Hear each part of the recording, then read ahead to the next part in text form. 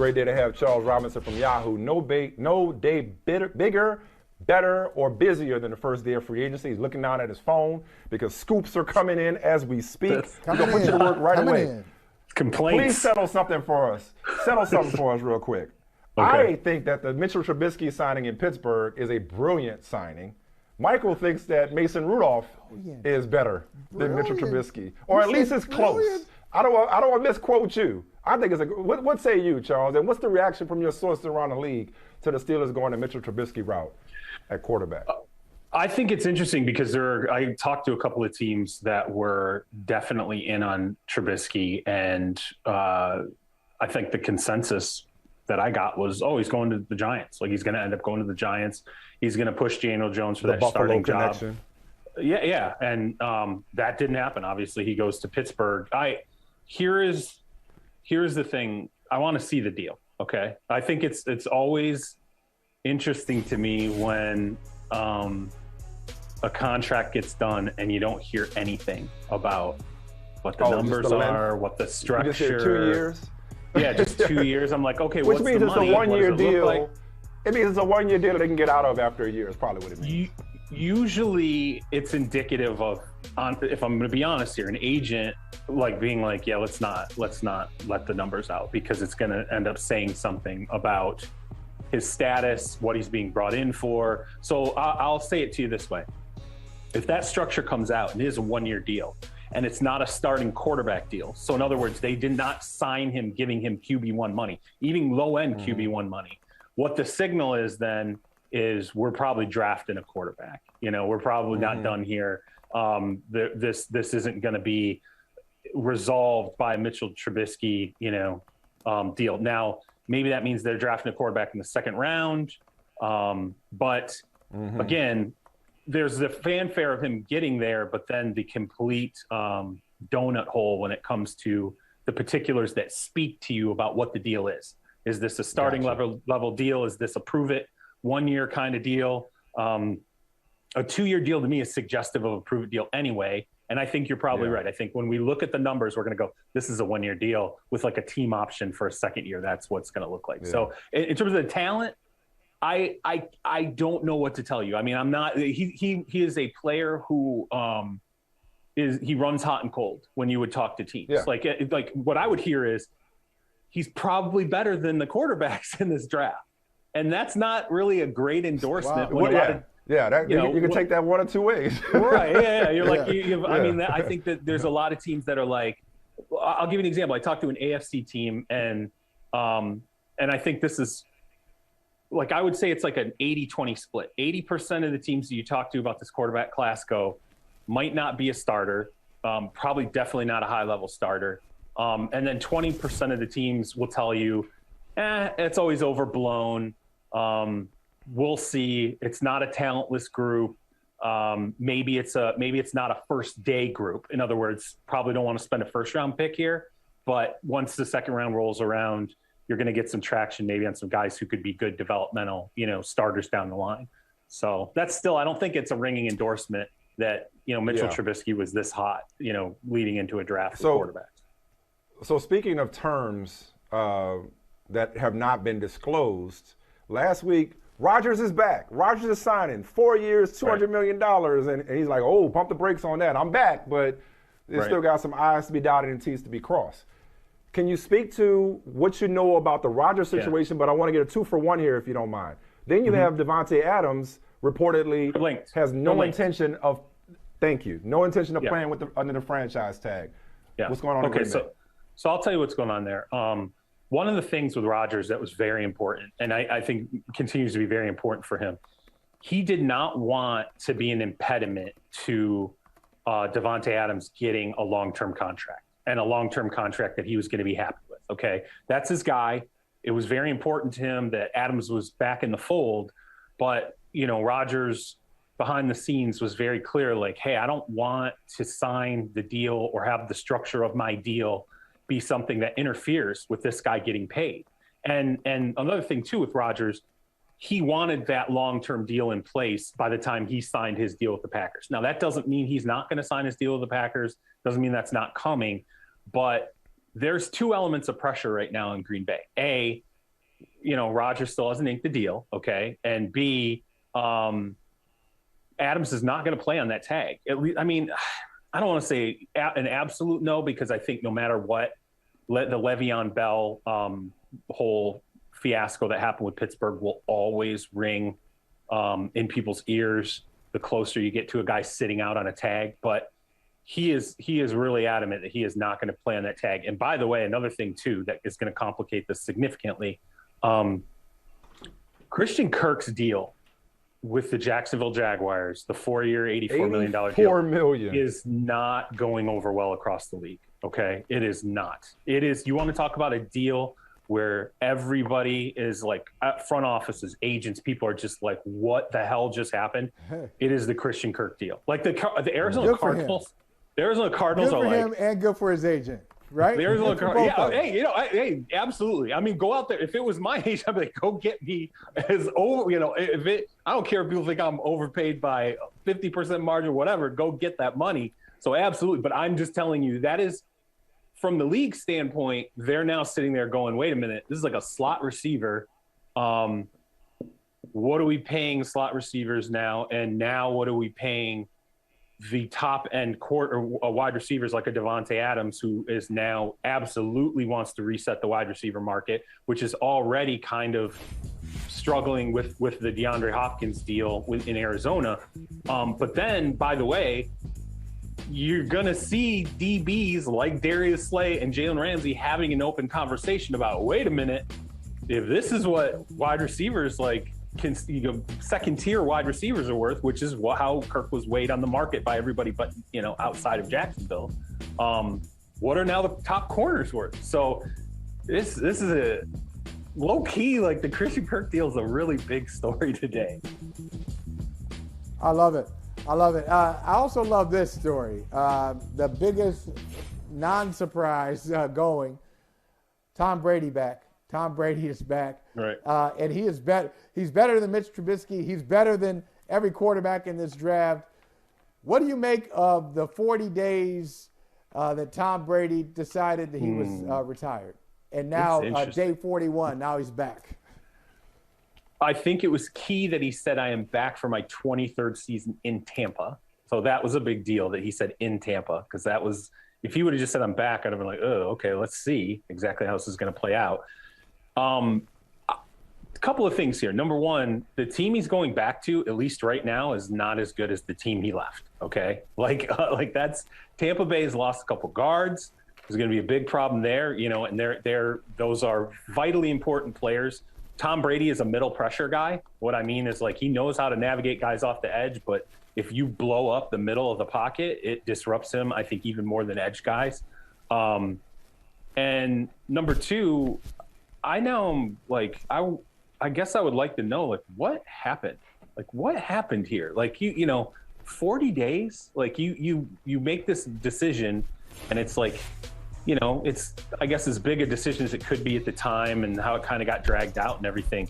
But then 40 days later, you're all of a sudden, you're like, oh, never mind. Let's go back on that. I guess I am just wondering how much, I don't know this here, but I always question how much emotion, and maybe negative emotion at the time, played into a decision.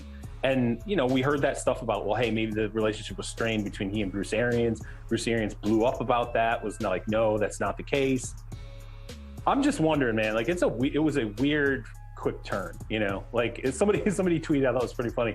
Somebody said, Tom Brady spent 6 weeks in the parental pickup line and decided this isn't how I'm going out. And that's what got him back. I don't know about that. I just know that 40 days, it's just odd that he decided to retire and unretire in 40 days. Like, what? That's a weird sequence. And the good news for Tampa, though, is they did keep Ryan Jensen, the yes. center. Yeah. Right. Ryan Jensen, the center. So, yeah. So we'll see how they reload for that. But I like how you're looking at those words. I'm returning for my 23rd season in Tampa. Very specific, and it's probably not accidental. And by the way, hey, both of you guys, Michael, especially you, Michael, and Charles, I think you're the same way. I know Mike Smith is this way. That language, that grammar had to drive you crazy. 23rd season in Tampa, as if you played 22 previous seasons in Tampa. Did you grammar geek out on that, Mike? Okay. Did that bother you, the phrasing of that? So in other words, would you want a long dash? My 23rd season, long dash in Tampa. No, or comma in Tampa. Like it should have been. Come back for my 23rd season. I'm returning to Tampa for my 23rd NFL season, is what it should Okay. say. There you go. Okay. Having said all of that, the winners of the first day of the offseason, despite the bitching about Christian Kirk's contract, seem to be the Jacksonville Jaguars. At least they're the most active. I think the Bengals are the biggest winner. That was the biggest seen offensive line. They got 2 offensive linemen at the top of the free agency list off top. But the Jaguars paid out some money on defense. Christian Offensive Kirk, line. Brandon Scherf from Washington, which all seems to bode well for Aiden Hutchinson. Bottom line, Charles, I think it was Friday. I asked you, who should we be watching out for, and you mentioned Jacksonville. You didn't tell us they were going this hard in the paint. Well, I mean, you knew. Look, you have money, right? And so obviously they're going to be aggressive. But the thing is, it's one thing to have money. It's another thing to have money and to go, hey, we really have to do everything we can now for this quarterback. Like, that's what last season all became. Like, the deterioration of last season was, oh my God, seriously, this Trevor Lawrence, like, this is really scary. It's a scary moment for us. And so you kind of knew they were going to go to the wall, which I expected. Okay, they're going to address the offensive line. As you said, look, you tag an offensive tackle at a big number. You go out and you sign a big guard, a top-end guard on the market. You add a wide receiver. I don't think they're done. And I'm telling you, Aiden Hutchinson, you would think, like, okay, yeah, this clearly leans into Aiden Hutchinson being the first pick in the draft. We'll see. Like, we'll see. I don't know, man. Like, I still think there's a chance, here that they pour everything they can into that offensive line and the pieces around him. And I'm not saying that, look, in a defensive end opposite Josh Allen wouldn't help. Clearly that it always helps you. But Sure. I still think it's a rare opportunity if you sit there and think about it to go, okay, franchise tag tackle, number 1 overall pick tackle, a top-end guard. Yeah, it's a line that should theoretically, let's get the chemistry and coaching right. Don't overthink it, guys. Don't overthink it, guys, in Jacksonville. I like it. Doug. No, I'm saying just take the best player. It's not like they're just loaded across the. Like, just take the best guy. Sure. Like, don't overthink. I don't mean you overthinking it. I'm talking about the brain trust there. Who is that? Just take the best player. That's up to them to decide. If they think it's Ike Ekwonu and it helps the offensive line, great. If it's Hutchinson, take it. But it's like they have when you have the number 1 pick, you don't need to be like, but we really need this. Like, just take the best guy. Go ahead, Michael. Sorry, I just had to vent for a second. Plus, Ekwonu can sing too. I mean, you might as well get I didn't know that. Bang for the buck. That's a scouting report right there. Yeah, he's got some stuff. Hey, Trent Baalke, he can sing too. There you go. Yeah, and he can sing. Charles, we got to ask you about the case that we've been talking about since it first came to light, and that was some of the allegations against Deshaun Watson. On Friday, grand jury says no criminal charges. What does this mean in a court of law? What does this mean on a football field for Deshaun Watson? Right. Very, very clear, key language that I think everybody needs to learn in this. If you just don't cover courts a lot, there was not enough evidence to indict. Okay. That's the truth. That's what it was. There's just not enough evidence to indict. It's not quote unquote, not guilty. It's not innocent. Right. It's not enough evidence to indict. Okay. So that doesn't, what that essentially means is, okay, 9 counts, was not indicted on any of them, which if we want to put it in sort of terms, Deshaun Watson and his attorney, Rusty Hardin, can definitely walk out of that feeling in some way, quote unquote, victorious, because they're sitting there going, well, it just went in front of a grand jury. There was an opportunity to hear the alleged victims, testify. Now it's been reported that only 1 testified in that hearing, but you also have a prosecutor who has a background in sex crimes division, a woman who's presenting this evidence before a grand jury that was gathered over a long timeline by the Houston Police Department.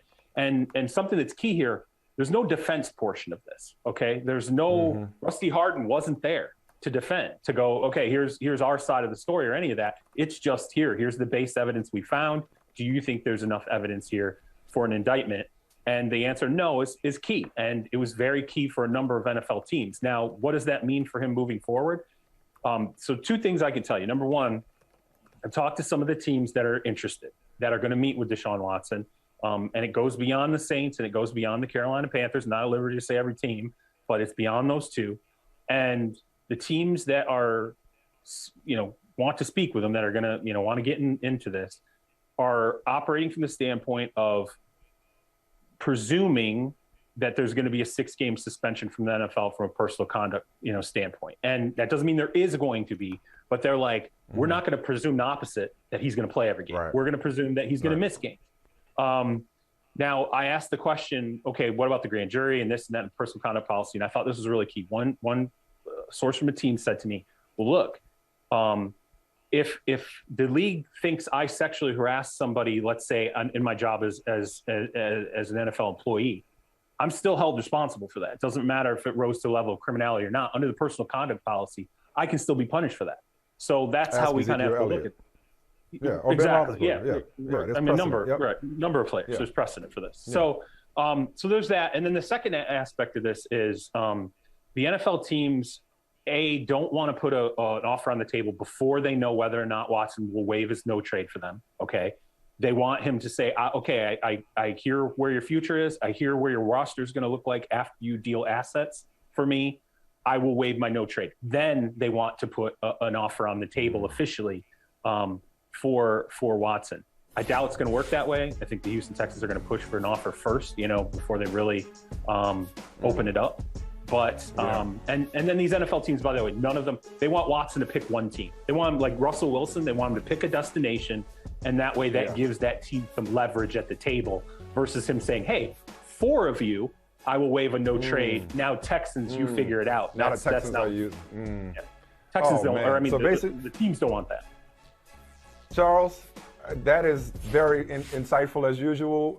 Sounds like we need to just get buckled up and ready for a long process. As much clarity as we have after Friday, this process is still beginning. A lot of pieces have to fit with him, the teams, and of course the civil cases and the league.